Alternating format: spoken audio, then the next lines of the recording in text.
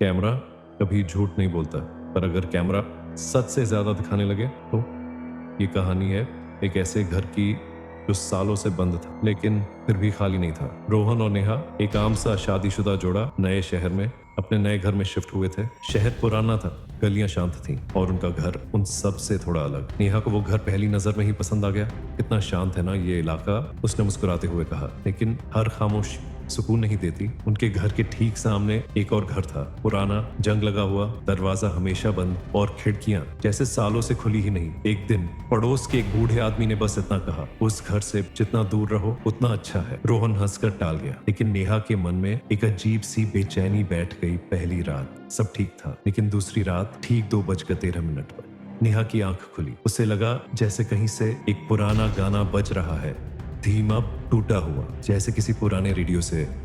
वो उठी और खिड़की से बाहर देखा। सामने वाला घर वैसा ही था, बंद और अंधेरे में डूबा हुआ। रोहन टेक, तुमने सुना? उसने धीरे से पूछा। कुछ नहीं है, सो जाओ, रोहन ने करवट बदलते हुए कहा। लेकिन वो आवाज हर रात आने लगी और हर बार ठीक 2:13 पर। एक दिन नेहा ने घर के बाहर लगे सीसीटीवी कैमरे की फुटेज चेक की और जो उसने देखा उससे उसकी सांसें रुक गई। रात के 2:13 पर सामने वाले घर का दरवाजा अपने आप खुल रहा था, धीरे धीरे, जैसे अंदर कोई अभी भी रहता हो। लेकिन असल में वो दरवाजा कभी खुला ही नहीं था। नेहा घबरा गई। रोहन, ये देखो, ये कैसे हो सकता है? रोहन ने देखा पर उसे यकीन नहीं हुआ। कैमरा खराब है, उसने कहा। लेकिन सिर्फ कैमरा खराब नहीं था, अब हर रात नई चीजें होने लगी।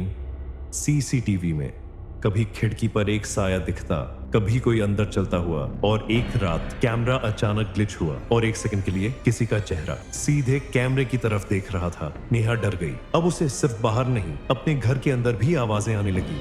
कदमों की आहट, दरवाजे का हल्का सा खुलना, जैसे कोई और भी वहां मौजूद हो। आखिरकार रोहन ने फैसला किया, आज रात हम उस घर के अंदर जाएंगे। रात हुई, दोनों धीरे धीरे उस बंद घर के पास पहुंचे। जैसे ही रोहन ने दरवाजे को छुआ, वो अपने आप खुल गया। अंदर ठंडी हवा, धूल और सन्नाटा। दीवारों पर जले हुए निशान थे, जैसे कभी वहां आग लगी हो। और तभी एक कमरे से वही पुराना गाना सुनाई दिया। दोनों अंदर गए और वहां एक कोने में एक पुराना रेडियो अपने आप चल रहा था, बिना किसी बिजली के। अचानक नेहा का फोन ग्लिच होने लगा। सीसीटीवी खुद चालू हो गया और उसमें वो दोनों उसी कमरे में खड़े दिख रहे थे, लेकिन उनके पीछे कोई और भी खड़ा था। एक आदमी, बिल्कुल शांत, बिल्कुल स्थिर। रोहन, पीछे देखो, नेहा ने कांपती आवाज में कहा। रोहन ने मुड़कर देखा, वहां कोई नहीं था, लेकिन सीसीटीवी में वो चीज अब और करीब आ गया। तभी रेडियो से एक टूटी हुई आवाज आई, मैं यहाँ से गया ही नहीं। अचानक तेज आवाज, चीख और सब कुछ हिलने लगा। रोहन ने गुस्से में आकर उस रेडियो को तोड़ दिया